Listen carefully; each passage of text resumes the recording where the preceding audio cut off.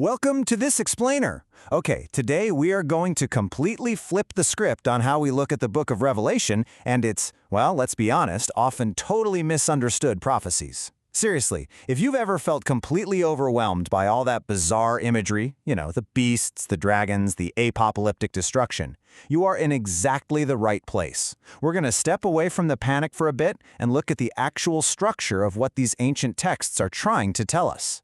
So let's just get right to the elephant, or I guess the beast, in the room. Is modern artificial intelligence the beast of Revelation? It's a question you hear constantly these days. But let's be real. Every single generation loves to point at some new technology and claim, yep, that's it. It's the end of the world. Back in the day, it was trains. People literally thought traveling at 30 miles an hour would melt the human body.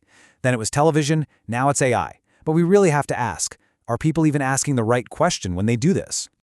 I absolutely love this quote from our source material because it hits the nail right on the head. The map did not magically change just because humans invented a new shiny object.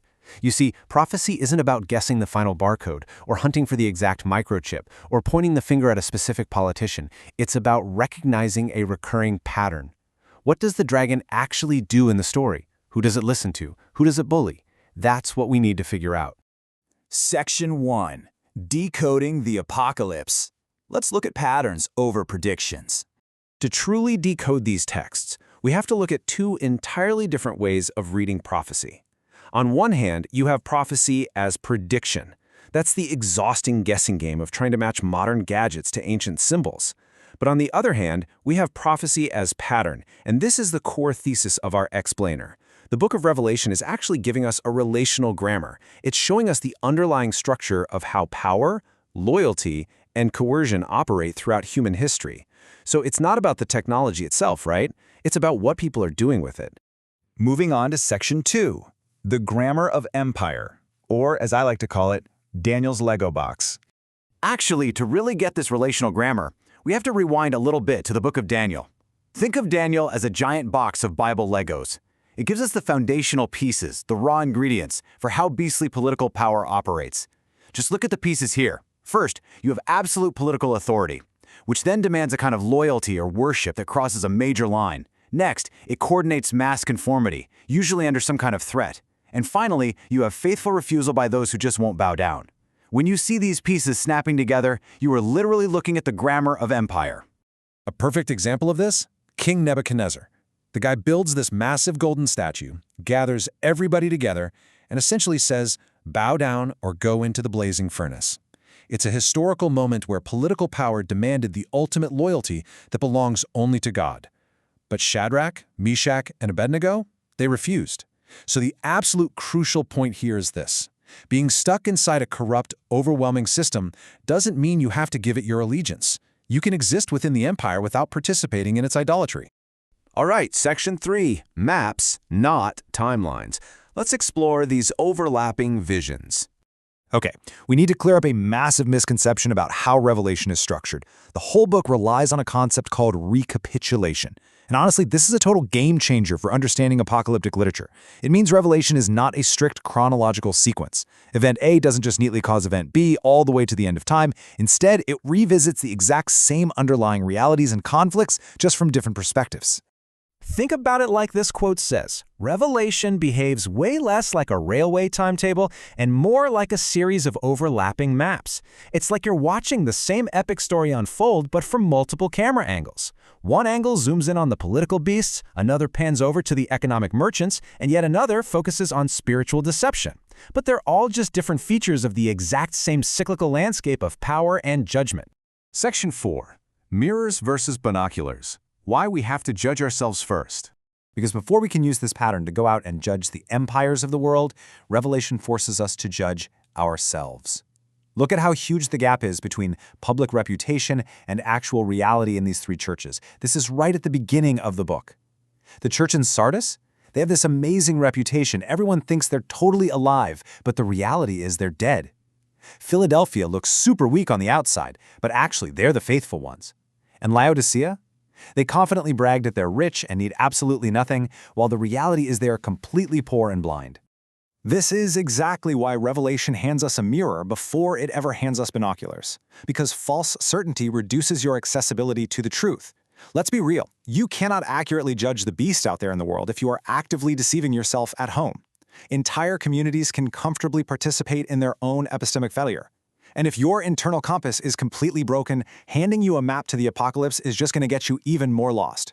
Which brings us to Section 5, Appearance versus Reality and the Danger of False Representation. This extreme divergence between appearance and reality is highly relevant to our modern information environment. Consider the pure danger of a false face. Johnny Cash actually captured this perfectly when he was talking about his early addiction to pills. At first, he thought they were a blessing, a gift from God. But then he realized he was totally deceiving himself. He said this was one of those things that have a false face, that it's the devil in disguise that has come to me. That perfectly encapsulates the core warning in Revelation about counterfeit representation. It is terrifyingly easy to accept a false face as a genuine gift. So how do we actually get deceived by these false faces? Well, let's break down the information chain. True mediation works like this. First, a source gives a message. Second, a mediator faithfully transmits it. Third, a receiver recognizes the truth of it. And fourth, proper participation follows. But what happens when that chain gets hijacked? A false prophet, a deceptive political narrative, or even modern algorithms can slip right into that mediator role. They can transmit something that looks incredibly authoritative, but it's actually originating from a completely corrupt source. And this is exactly where our modern tech comes into the picture. Modern synthetic media, deepfakes, AI, they don't change the ancient prophecy. John wasn't secretly writing about deepfakes in invisible ink, right? But these technologies make the whole concept of a deceptive speaking image startlingly easy for us to understand today. I mean, we live in a world where a synthetic image can speak with the face and voice of someone who never actually said those words. It proves beyond a shadow of a doubt that a message can look and sound 100% authoritative while being completely false. Finally, Section 6, Harder to Deceive, How to Survive the Apocalypse. So, if the technology itself isn't the real enemy, how do we stand against it? What does true fidelity look like? Well, returning to Johnny Cash for a second, look at his song Man in Black. He literally wore black to stand with the poor, the beaten down, and the prisoner. This is what true participation means when you're staring down the empire. It means standing with the vulnerable. It means refusing to let fear, societal pressure, or political loyalty override your truthful judgment and your basic respect for human dignity. Because all of this builds to the ultimate contrast of history. It's not about one beast conquering another beast. We're not talking about replacing a bad empire with a slightly better empire that uses the exact same coercive tactics. No, the real contrast is between the beast's order, which is entirely built on domination, deception, coercion, and exploitation, and the lamb's order, which is built on communion, truth, faithful witness, and self-giving love. You just have to choose which relational grammar you're going to participate in.